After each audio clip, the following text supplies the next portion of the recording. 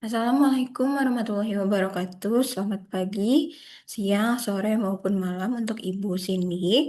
Pada kesempatan kali ini, saya akan mempresentasikan materi mengenai sistem pengendalian manajemen terkait dengan kontrol organisasi internasional. Sebelumnya, saya izin memperkenalkan diri terlebih dahulu. Nama saya Kamala Marsha Parahita dengan NIM 2503010020034 yang berasal dari S1 PJJ Akuntansi dari kelas AK 706. Baik, yang pertama di sini ada pengertian dari kontrol bisnis internasional, di mana kontrol bisnis internasional ini merupakan proses memantau, mengevaluasi, dan mengarahkan aktivitas bisnis lintas negara agar selaras dengan tujuan perusahaan, di mana pengendalian ini mencangkup aspek kinerja, kepatuhan hukum, dan efisiensi operasional.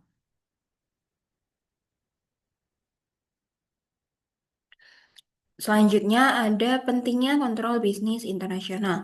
Nah, dalam lingkungan bisnis global yang sangat kompleks, adanya perbedaan budaya, kemudian juga sistem hukum, kondisi ekonomi, serta kebijakan pemerintah di tiap negara dapat mempengaruhi operasional perusahaan, di mana melalui dengan adanya sistem kontrol yang efektif, perusahaan dapat menjaga konsistensi standar kualitas produk dan juga layanan, serta mencegah penyimpangan kebijakan yang dapat merugikan perusahaan secara keseluruhan. Selain itu, kontrol bisnis internasional juga berperan dalam mengurangi berbagai resiko bisnis. Nah, dalam kontrol bisnis internasional ini, kontrol ini diperlukan untuk menjaga konsistensi standar, juga yang tadi sudah saya katakan, kualitas produk dan layanan, serta juga meminimalkan risiko akibat perbedaan regulasi dan juga budaya antar negara. Kemudian di sini ada fungsi pengendalian dalam bisnis internasional. Pengendalian sendiri adalah proses mengawasi bagaimana kerja organisasi berjalan dan melakukan perubahan yang dibutuhkan agar organisasi tetap bisa mencapai tujuan yang telah ditetapkan.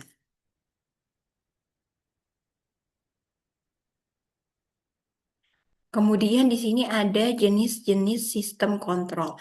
Yang pertama itu jenis sistem kontrol menetapkan standar kontrol untuk kinerja, di mana target atau tingkat yang diinginkan dari komponen kinerja. Kemudian yang kedua ada mengukur kinerja aktual.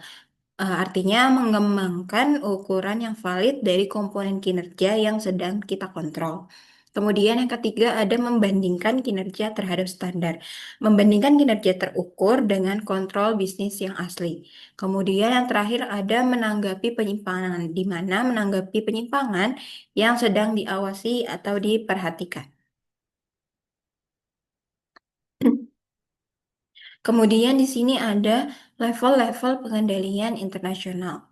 Nah, pengendalian strategis ini memastikan seluruh kesesuaian strategi global, pengendalian organisasional, mengatur koordinasi antar unit, dan juga pengendalian operasional fokus pada aktivitas harian. Bisa dilihat di sini yang paling atas itu ada pengendalian strategis. Kemudian juga yang kedua ada pengendalian organisasional, yang ketiga ada pengendalian proses perencanaan, dan juga yang terakhir pengendalian operasi. Kita masuk ke level pengendalian internasional, di mana di sini terbagi dalam tiga, ada pengendalian strategis, pengendalian organisasi, dan juga pengendalian operasi. Nah, untuk pengendalian strategis sendiri, pengendalian strategis ini berfokus pada selarasnya strategi perusahaan secara global dengan lingkungan internasional yang terus berubah, termasuk juga kondisi politiknya, ekonominya, hukum, dan juga budaya di berbagai negara. Kemudian yang kedua ada pengendalian organisasi. Pengendalian ini melibatkan struktur organisasi internasional, hubungan antar kantor pusat dan juga perusahaan cabang, serta cara koordinasi antar negara. Kemudian yang terakhir ada pengendalian operasi, di mana pengendalian operasional ini menitik beratkan pada kegiatan operasional sehari-hari bisnis dari perusahaan tersebut, seperti produksi, kemudian ada pemasaran, logistik, dan juga manajemen SDM di negara tuan rumah. Nah, level yang ini sangat penting. Kenapa? Karena untuk memastikan efisiensi, kualitas, dan juga kepatuhan terhadap standar perusahaan internasional.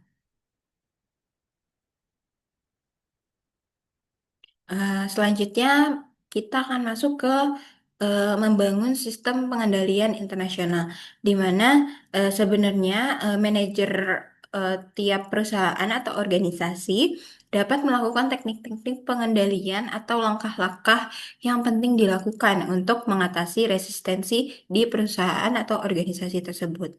Yang pertama, manajer dapat menyusun standar untuk menilai kinerja para pegawainya yang ada di perusahaan. Kemudian juga mengukur kinerja yang sesungguhnya, apakah benar dilakukan atau hanya sekedar eh, kinerja tersebut hanya tertulis saja, tidak dilakukan, tidak ada bukti nyatanya seperti itu. Kemudian membandingkan kinerja dengan standar, apakah kinerjanya sudah sesuai dengan standar perusahaan atau kinerja tersebut sudah sesuai dengan peraturan-peraturan yang ada di standar internasional seperti itu. Kemudian yang terakhir ada merespon deviasi. Kemudian di sini ada beberapa teknik pengendalian yang sangat penting. Yang pertama di sini ada sistem akuntansi, di mana untuk akuntansi sendiri merupakan sistem komprehensif untuk mengumpulkan, menganalisa, dan juga mengkomunikasikan data tentang sumber keuangan perusahaan seperti laba rugi, terus juga beban-beban atau ada piutang atau utang itu sangat penting dalam suatu perusahaan. Kemudian yang kedua ada prosedur di mana kebijakan, prosedur, standar operasional, aturan dan peraturan itu semuanya membantu manajer dalam melaksanakan fungsi pengendalian. Kemudian yang terakhir di sini ada rasio kinerja di mana rasio kinerja adalah indeks numerik kinerja yang ingin dikendalikan oleh perusahaan. Nah, rasio kinerja ini biasa digunakan adalah perputaran persediaan atau inventory turnover. Nah, gimana sih cara perusahaan mengelola bisnis internasional? Yang pertama, perusahaan-perusahaan internasional itu seringkali menghadapi berbagai tantangan ya dalam mengelola fungsi kontrolnya, karena standarnya banyak. Gak cuma dalam satu perusahaan, tetapi juga harus mengikuti standar internasional yang berlaku. Nah, untuk memastikan kontrol berjalan dengan baik, para manajer perlu memahami cara menetapkan sistem kontrol, teknik pengendalian yang penting, serta hal-hal lainnya yang terkait. Kemudian di sini ada juga aspek perilaku dalam pengendalian internasional. Nah, untuk di aspek perilaku resistensi, di mana orang-orang di perusahaan internasional itu kan tidak suka dikendalikan ya, karena ada berbagai alasan mengapa mereka menolak, yaitu yang pertama, bisa jadi pengendaliannya itu terlalu ketat, terlalu mengekang mereka gitu, tidak ada kebebasan yang mereka miliki. Kemudian juga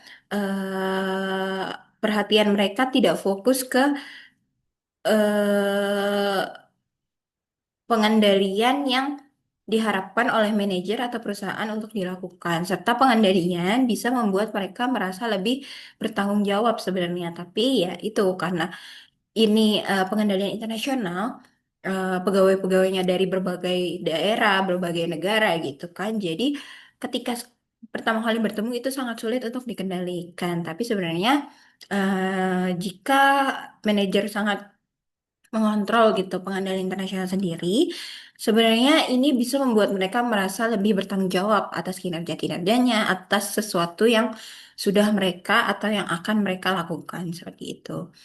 Nah, resistensi ini muncul biasanya karena beberapa hal. Yang pertama itu ada perbedaan budaya dan nilai lokal, ya karena mereka dari berbagai daerah, dari berbagai negara yang berbeda-beda gitu.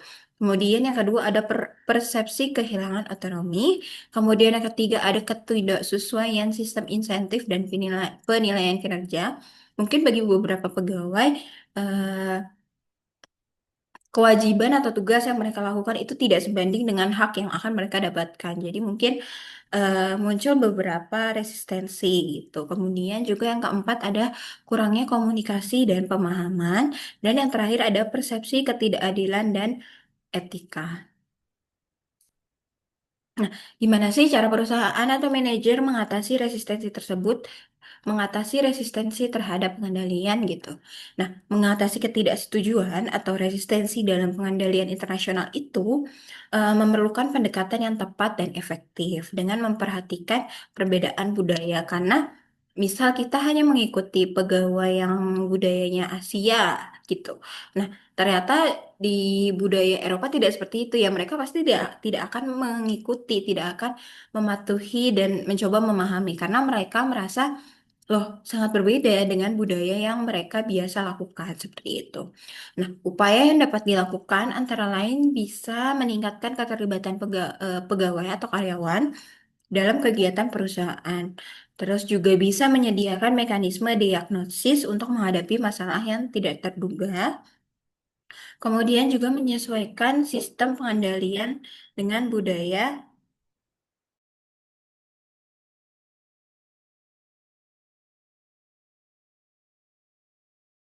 dan kondisi lokal, kemudian juga memberikan otonomi yang seimbang, serta membangun komunikasi yang terbuka antara kantor pusat dan anak perusahaan. Nah, selain itu, penerapan sistem insentif yang adil serta pengendalian berbasis nilai dan etika perusahaan dapat meningkatkan penerimaan dan komitmen dari karyawan. Nah, sebagai salah satu contoh kasus di sini saya mengambil perusahaan McDonald's. Kenapa? Karena perusahaan McDonald's ini kan merupakan perusahaan internasional gitu yang sebenarnya ada di berbagai negara gitu, sangat banyak gitu cabangnya. Nah, McDonald's sendiri ini menggunakan sistem manajemen bisnis global yang sama di seluruh dunia, seperti cara melayani pelanggannya, kualitas makanannya, kebersihan tempat, dan juga proses pemeriksaan yang konsisten di setiap cabang. Nah, kontrol ini dilakukan oleh kantor pusat agar merek mereka tetap konsisten.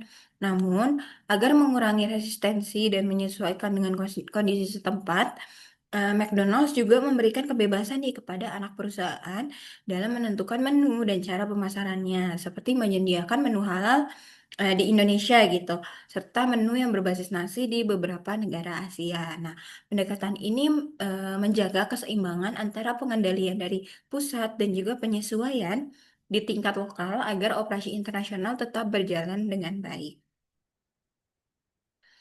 Kurang lebih presentasi saya terkait dengan kontrol bisnis atau kontrol organisasi internasional cukup sampai di sini, tapi sebagai kesimpulan, sistem pengendalian manajemen dalam bisnis internasional itu berperan penting dalam menjaga konsistensi strategi, kinerja, dan juga nilai perusahaan. Nah, pengendalian yang efektif harus seimbang antara kontrol dan juga fleksibilitas. Kurang lebih itu kesimpulan dari saya. Terima kasih atas perhatian Ibu Cindy. Kurang lebihnya mohon maaf. Wassalamualaikum warahmatullahi wabarakatuh.